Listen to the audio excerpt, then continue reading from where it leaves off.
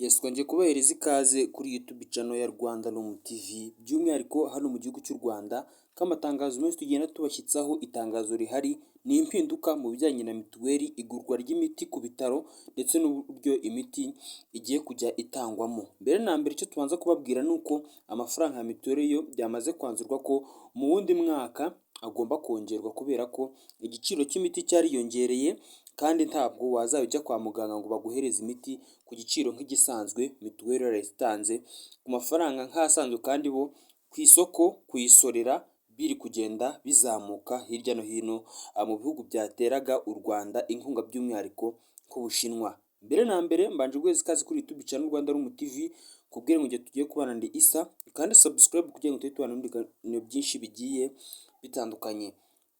Ikintu cya mbere gihari, itangazo ryari risohotse mu nama yahuje abaminisitiri, bemeje ko by'umwihariko ikintu cya mbere kigiye kubanza guhinduka mu gihugu cy'u Rwanda ari uburyo batangaga imiti. Mbere na mbere niba kwa muganga umuti ukawugura ku mafaranga 5, ugiye kujya uwugura kuri 7. Ubwo niba wenda ikinini cyaguraga 50 kwa muganga, tugiye kujya tukigura ku mafaranga 70. Ubwo kandi birajyana n'uko ibiciro bya mituweli bigiye guhindagurika, gusa byo ntibarabivugaho, ariko bavuze ko nabyo bigiye kujyamo impinduka nyinshi zigiye zitandukanye.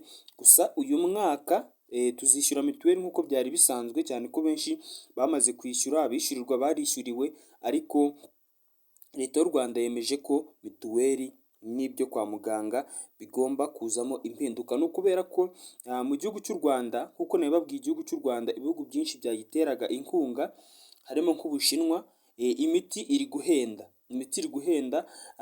By'umwihariko muzi ko igihugu cy'u Rwanda cyahuye n'ibibazo by'uko ibihugu byinshi byagiteraga inkunga zabihagaritse. Rero n'igihugu cy'Ubushinwa hari udufaranga dukeya bongereyeho, nabwo ntitwayafata nk'amafaranga make, kuko niba igiciro twaguragaho ikinini cyiyongereho 20, ubwo bivuze ko niba wivurizaga nk'ibihumbi 3 wagiye kwa muganga, wenda bitewe n'ibitaro wagiye kwivurizaho ubudahangarwa biba bifite, hashobora kwiyongeraho nk'ibiceri bya 500 cyangwa se bya 700, kuko mituweli nayo izahita yongererwa agaciro, amafaranga yongere, kubera ko ibintu byose biri kugenda bihenda umunsi ku munsi. Igihugu cy'u Rwanda nk'uko tubizi cyari igihugu cyafashaga abaturage bacyo by'umwihariko, ariko muri mituweli naho hagiye kubaho impinduka. Kuri ubu ngubu nta muntu ushobora kuzongera kwishyura amafaranga ageze ku bihumbi 3, aziyongera agere hafi mu mafaranga ibihumbi 5.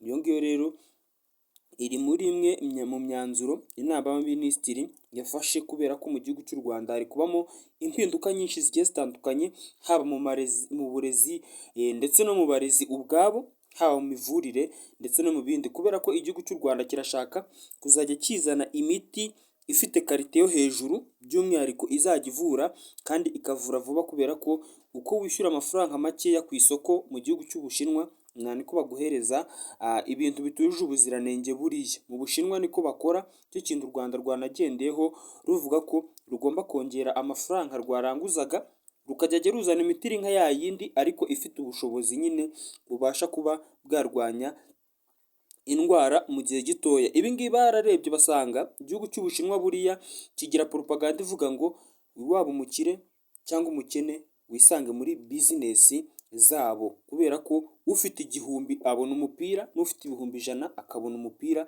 kandi n'umwaguzi w'igihumbi akabona umupira usa na wa wundi uwaguze uw'ibihumbi 100. Ariko urumva ko agaciro, uburambe ndetse n'umwihariko uwo mwenda waba ufite ntabwo ari wo uwo mwenda w'igihumbi waba ufite. Niyo mpamvu u Rwanda rero rwanzuye yuko bagomba kongera amafaranga imiti twayiguragaho, ariko bakazajya bazana imiti ifite karite izajya ibasha kuvura umuntu, bitabaye ngombwa ko yirirwa anywa ibinini byinshi, kubera ko nk'uko twe tujya mu Rwanda mu bitaro hano mu gihugu cy'u Rwanda baguhereza nk'ibinini 30, iriya mu Bushinwa aho ugerayo bakaba baguhereza nk'ibinini 3 gusa cyangwa se 4, ugasanga bikuvuye bingana nuko bya binini 30 byari kuzakuvura, kandi ugasanga ibyo binini 30 byangije n'ibintu byinshi cyane kurenza ibyo binini 3 mu mubiri wawe, kuko ubundi nk'uko tubizi ibinini biri mu biyobyabwenge bya mbere abantu bashyira mu mubiri